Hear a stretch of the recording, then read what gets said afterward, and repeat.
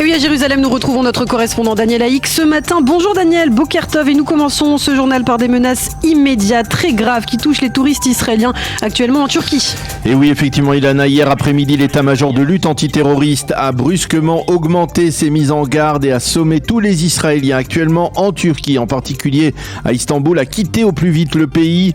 Yair Lapid, le chef de la diplomatie israélienne, s'est empressé de lancer un appel pressant, on peut le dire, à ces Israéliens. Par la suite, on a appris que les services de renseignement israéliens avaient téléphoné à certains de ces touristes israéliens pour leur interdire de rentrer à leur hôtel et pour leur demander de se rendre immédiatement à l'aéroport d'Istanbul et de là vers Israël. Apparemment, un commando terroriste mandaté par les gardiens de la révolution iranienne se trouvait dans cet hôtel prêt à les éliminer ou à les kidnapper.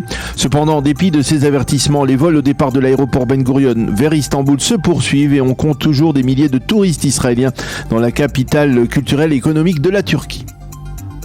Dans ce contexte de tension, l'Iran a accusé hier Israël d'avoir empoisonné 2 de ses chercheurs au cours des dernières semaines. Oui, des sources iraniennes ont indiqué au New York Times que les 2 chercheurs sont Ayoub El-Tedzari, un ingénieur en aéronautique dans un centre de recherche militaire, et Kamran Armoulaï, qui est géologue dans le site nucléaire iranien de Natanz. Par ailleurs, les gardiens de la révolution iranienne ont essuyé un nouveau coup avec la mort d'un officier supérieur qui se rajoute à une autre disparition tout aussi mystérieuse d'un autre officier des gardiens de la révolution. C'était avant-hier. Cela intervient alors que côté israélien, on admet à demi-mot avoir changé de stratégie et multiplié les opérations contre des savants sur le sol iranien. Au chapitre diplomatique, le président américain Joe Biden sera en Israël les 13 et 14 juillet prochains et dans ce cadre, il a annoncé une rencontre importante. Joe Biden a reconnu hier que son périple au Proche et Moyen-Orient à la mi-juillet inclura une rencontre sécuritaire de toute première importance qui sera, je le cite, liée aux intérêts sécuritaires de l'État d'Israël. Cette rencontre pourrait permettre de créer une sorte de parapluie technologique qui protège les pays du Golfe de menaces telles que les drones et avions sans pilote qui pourraient frapper des cibles diverses. Il s'agit bien entendu de drones iraniens en particulier. La rencontre devrait se tenir à Riyad en Arabie Saoudite. Elle rassemblerait des responsables de plusieurs pays arabes de la région. On estime côté israélien que l'un des catalyseurs de cette visite de Joe Biden dans les Proches et Moyen-Orient, c'est la volonté américaine de faire baisser les prix du pétrole mondial en forçant les Saoudiens à augmenter leur production. Sur la scène politique en Israël, la crise politique s'amplifie après l'annonce hier du départ conditionné de Nir Orbar de l'actuelle coalition.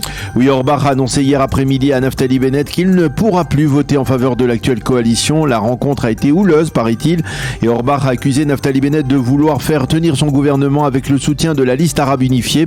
Concrètement, la coalition ne compte plus que 59 députés. Cependant, Nir Orbar devrait consacrer les prochains jours à tenter de persuader des députés de la droite au sein de la coalition, comme par exemple ceux du Nouvel Espoir, de former un gouvernement de droite alternatif qui serait dirigé par le Likoud, et ce sans passer par la case de nouvelles élections.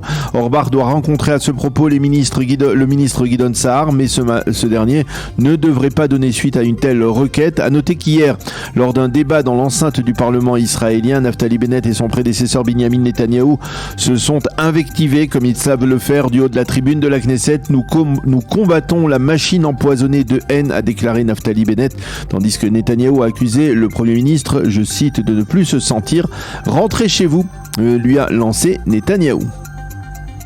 Et puis la ministre de l'Alia et de l'Intégration fustige les mouvements d'extrême gauche européens pour leur démonisation d'Israël.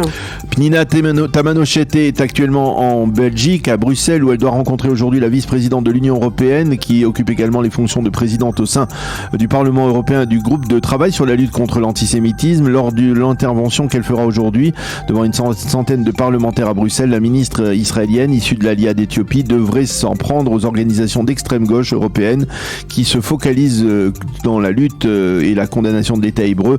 En marge, le Premier ministre italien est arrivé hier en Israël pour une série de rencontres politiques. Il se rendra ce matin au mémorial du Yad Vashem. Merci beaucoup Daniel Haïk, notre correspondant à Jérusalem. On vous retrouve à 7h30 pour la revue de la presse.